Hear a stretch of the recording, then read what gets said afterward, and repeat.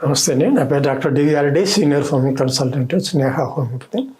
ఈరోజు మనము నరాల బలహీనతకు ఎటువంటి ఆహారం తీసుకోవాలి, తర్వాత హోమియోపతిలో ఎటువంటి ట్రీట్మెంట్ ఉందని అడగడం జరిగింది. ఈ ప్రశ్నకు మనం సమాధానంగా ఇప్పుడు చెప్పుకుందాం. ఈ నరాల బలహీనత అంటే దానికి రకరకాల కారణాలు ఉంటాయి. వేరే జబ్బు నుండి బలహీనతనా లేదా మామూలుగా ఫుడ్ సరిగా లేక బలహీనతనా అనేది చూసుకోవాలి. ఏమైనా ఇంటర్నల్గా జబ్బులు ఏమైనా ఉండే, డయాబెటీస్ కానీ ఇంకా అదర్ ప్రాబ్లమ్స్ ఏమైనా ఉంటే అట్లాంటి వాటికి ట్రీట్మెంట్ తీసుకుంటూ బలానికి సరిపోయినట్టుగా మంచి ఫుడ్ కూడా తీసుకోవాల్సి ఉంటుంది. లేదు నాకు ఏ జబ్బు లేదు, ఓన్లీ నరాల బలహీనత అంటే వాళ్ళకు న్యూట్రిషన్ ఫుడ్ చక్కగా లేదనమాట. అయితే టైంకి ఆకలింపు తినడం, మిగతా టైం అట్లా ఉండడం, అట్లా చేయడం వల్ల కూడా ఎనర్జీ లెవెల్స్ తగ్గిపోతుంటాయి. ఇలాంటి వాళ్ళు ఏం చేయాలంటే ముందు డైట్ ఒక ప్లాన్ అనేది ఏర్పాటు చేసుకోవాలి. వీళ్ళకు ఒక డైట్ ప్లాన్ ఇవ్వడం జరుగుతుంది. ఏ రోజు ఎంత ఫుడ్ తినాలి, ఏం తినాలి అనేది.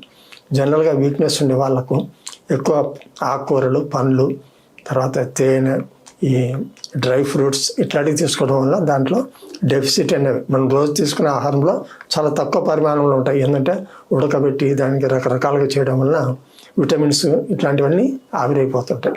మనకు అందాల్సినంత బాడీకి అవసరమైనంత అందదు. సో దానికి సప్లిమెంట్గా మనం ఏం చేయాలంటే డ్రై ఫ్రూట్స్, పల్లీలు, బెల్లం, ఖర్జూరం, ఇంకా ఇట్లాంటివి బాదం, ఇట్లా ఇంకా వేరే ఫ్రూట్స్ ఉంటాయి కదా, మిగతావన్నీ కూడా అంజీర్ ఇట్లాంటివన్నీ తీసుకోవాలి. దానికి మనకు తక్కువైన పోషకాలన్నీ దాంట్లో వస్తాయి అన్నమాట. సో ఈ విధంగా మనం ఒక ప్లాన్డ్ ఫుడ్ తీసుకోవాలి, బ్యాలెన్స్డ్ డైట్ అంటాం. ఇలాంటివి తీసుకోవడం వల్ల మనకి ఎనర్జీ లెవెల్స్ పెరుగుతాయి. కేవలం తినడమే కాదు, దీంతోపాటు వాకింగ్, ఎక్సర్సైజ్, తర్వాత సిట్అవుట్స్ ఇట్లాంటివి చేయడం వల్ల బాడీకి కొంత ఎనర్జీ అనేది రిలీజ్ అవుతుంది. అప్పుడు మనకు ఎనర్జీ అనేది తెలుస్తుంది. కేవలం తింటేనే రాదు, దాన్ని అరుగుదల అంటే శరీరం తీసుకోవాలి.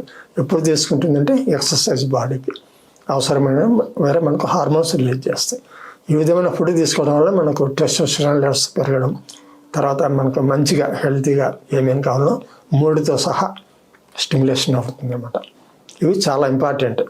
దీనికి హోమియోపతిలో మందులు అడిగిండు.